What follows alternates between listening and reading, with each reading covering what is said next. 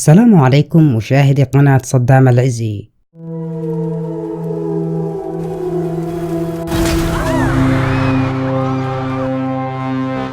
برنامج المواهب الأمريكي والبريطاني جون تالنت، البرنامج الذي عرف العالم من خلاله المئات من أشهر وأكبر الساحرة في العالم، والذين قاموا من خلاله بأشهر الخدع السحرية وأكثرها تعقيدا منذ انطلاقه في عام 2006، والتي لا زال البعض حتى الآن يبحث عن تفسير منطقي لهذه الخدع.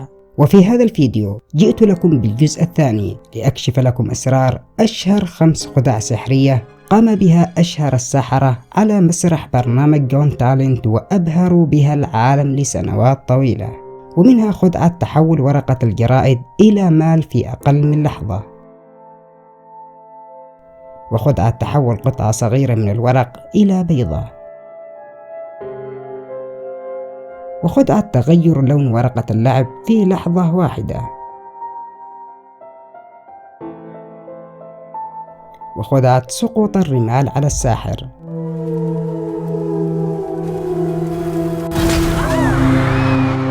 هذه الخدعة المرعبة التي قام بها الساحر الإندونيسي دميان وأرعب بها الجميع. لكن قبل البدء ضع إعجابك بالفيديو لأرى كم عدد الأشخاص المهتمين بكشف هذه الخدع. سنبدأ أولا بكشف الخدع البسيطة، ثم بعدها نكشف الخدع الأكثر تعقيدا. الخدعة الأولى، خدعة تمزيق ورقة اللعب ثم إعادتها كما كانت.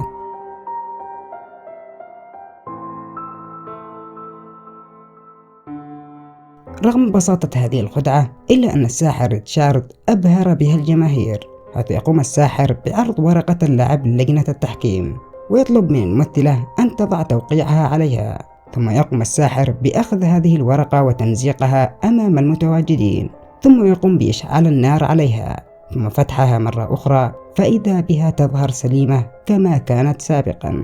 فكيف تتم هذه الخدعة؟ سر هذه الخدعة يا صديقي هو كالتالي. أولا، الساحر عندما طلب من الممثلة وضع توقيعها على ورقة اللعب قام بعدها بأخذ هذه الورقة وأخذ أيضا معها من الرزمة ورقة أخرى، ولكنه أخفاها في الخلف بهذا الشكل، وعندما قام بطوي الأوراق قام بطوي الورقتان معا بهذا الشكل، ثم أعاد الورقة التي ليس عليها توقيع إلى الأعلى بهذه الطريقة، وجعل الورقة الموقع عليها مطوية في الخلف. بعدها قام الساحر بتمزيق هذه الورقة أمام الجماهير، وطبعا عند التمزيق ظل محافظا على الورقة التي عليها التوقيع في الخلف بهذا الشكل. بعدها قام الساحر بالإبقاء على الورقة السليمة في يده اليسرى، وبيده اليمنى أخفى قطع الكرت الممزق في جيب جاكيته، وأخرج ولاعة السجائر ليقوم بإشعال النار في الكرت ثم فتحه ليظهر وكأنه عاد سليما كما كان. الخدعة الثانية، خدعة تحول الورقة العادية إلى مال.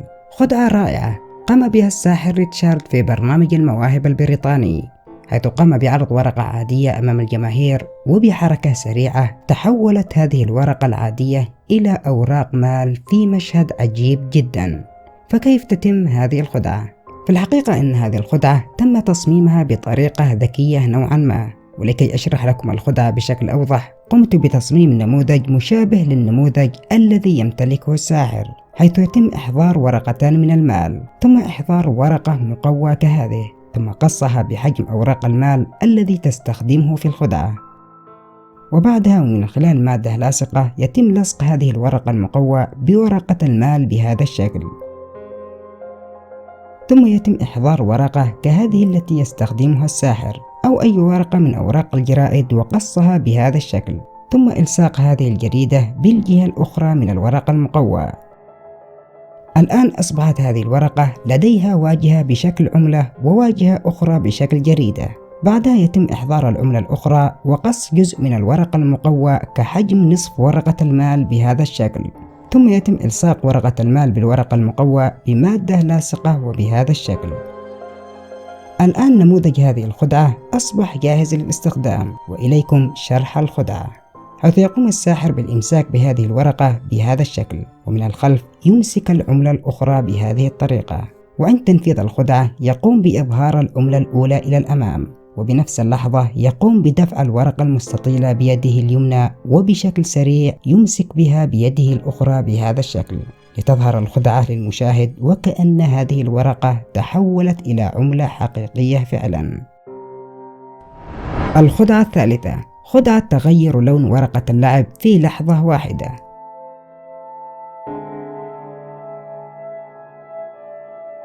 خدعة مبهرة قام بها الساحر إريك شان وأدهش حينها الجميع. فكيف تتم هذه الخدعة؟ في الحقيقة هذه الخدعة تعتبر جزء بسيط من خدع كثيرة قام بها هذا الساحر، وقد كشفت لكم الكثير من خدعه في إحدى فيديوهات القناة. وأما سر هذه الخدعة فهو كالتالي: أولا، الساحر يستخدم في هذه الخدعة أكثر من كرت وليس كرت واحد، حيث يقوم بأخذ كرت أزرق كهذا ويجعل الجهة الأخرى للكرت مشابهة تماما للون الطاولة، ثم يقوم بأخذ كرت آخر أحمر اللون ويقوم بوضع كلا الكرتين بهذا الشكل. الآن يظهر للمشاهد أن الساحر بيده كرت واحد فقط وهو أزرق اللون، فيضعه على الطاولة ثم تمريره إلى الجهة الأخرى. وبعد هذه الخطوة لا يقوم الساحر برفع الكرتين معا، بل يقوم برفع الكرت الذي في الأعلى وهو الأحمر، فيظهر للمشاهد وكأن الكرت الأخضر تحول إلى اللون الأحمر فعلا. والحقيقة أن الكرت الأخضر في الأسفل، ولكننا لا نراه لأننا قمنا بصبغ هذه الورقة باللون الأسود. وبالطبع الإضاءة هنا لها دور كبير في إخفاء وتمويه الأجسام. الخدعة الرابعة، خدعة تحول قطعة صغيرة من الورق إلى بيضة. خدعة قام بها الساحر بن هارت وأبهر بها كل المتواجدين في المسرح، حيث دخل الساحر المسرح وهو يحمل كأس زجاجي بيده وبداخله أوراق تم تمزيقها إلى قطع صغيرة ليقوم بنثرها في الهواء، ثم إعطاء أحد الحكام إحدى هذه الأوراق ليقرأها، ثم يأخذها الساحر ويضعها على مروحة اليد واللعب بها بهذا الشكل. وفجأة تتحول الورقة البسيطة إلى قطعة صغيرة، وكلما قام بقذفها إلى الأعلى تكبر أكثر وأكثر حتى تتحول إلى بيضة حقيقية فعلا، وهو الشيء الذي أصاب الجمهور والحكام بدهش كبير. فما هو سر هذه الخدعة؟ سر هذه الخدعة هو كالتالي: أولا، دققوا على يد الساحر. لقد كان الساحر قابض على أصابع يده اليمنى طوال الوقت ومنذ دخوله المسرح، فالسر هو أنه كان يخفي في يده هذه القطعة الصغيرة التي تحولت إلى بيضة.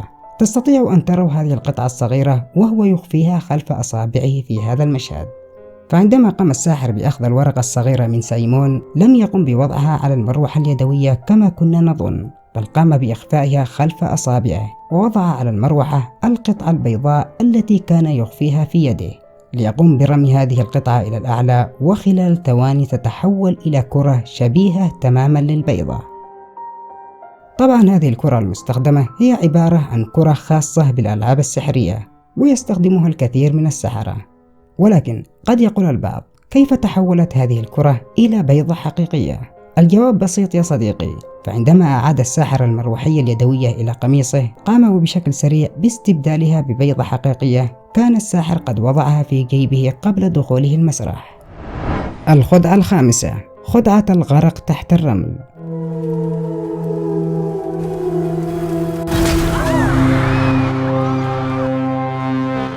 تعتبر هذه الخدعة من أكثر الخدع السحرية خطرا على الساحر، بل وتعتبر من أشدها رعبا على المشاهدين ولجنة التحكيم، حيث قام بهذه الخدعة الساحر الشهير ديميان أتيتيا في برنامج المواهب الأمريكي جون تالنت، حيث قام الساحر بعرض هذا الصندوق أمام الجمهور ولجنة التحكيم، حيث يوجد عليه في الأعلى كمية كبيرة من الرمل، وفي المنتصف يوجد صفائح حديدية ثقيلة للغاية، حيث يقوم الساحر بتكبيل يديه بالأصفاد الحديدية ثم الدخول والبقاء أسفل هذا الصندوق، ليقوم المساعدين بتكبيل يديه بالسلاسل ثم تكبيل عنقه أيضا بالأقفال ثم الإغلاق عليه، وبعدها يبدأ الرمل بالسقوط إلى هذا المكان. وهنا أمام الساحر وقت معين ليتخلص من الأصفاد في يده والقيود التي على عنقه ويهرب من هذا المكان.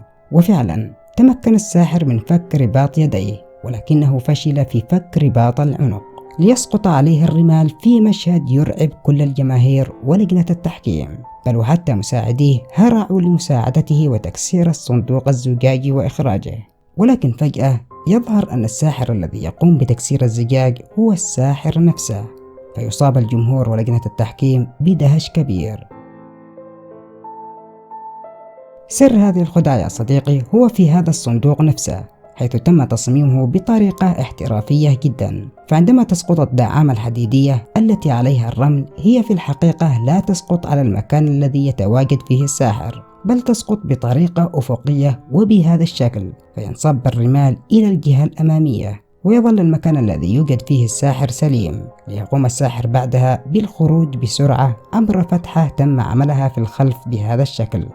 طبعا بعد سقوط الرمل مباشرة، وفي تلك اللحظات يظن الجميع أن الساحر تحت الرمال، فيأتي المساعدين ليوهموا المشاهدين أنهم يقوموا بإنقاذ الساحر، فيذهب أحدهم إلى خلف الصندوق ويختبئ هناك، ويظهر بعدها الساحر وهو يحمل المطرقة على يده وطاقية المساعد على رأسه، ليكشف بعدها عن نفسه في النهاية، فيظهر للجميع أنه الساحر نفسه. في الختام، أتمنى أن الفيديو والشرح نال إعجابكم. لا تنسوا أن تخبرونا ما هي الخدعة التي أبهرتكم أكثر من بين كل هذه الخدع. شاركونا رأيكم في التعليقات.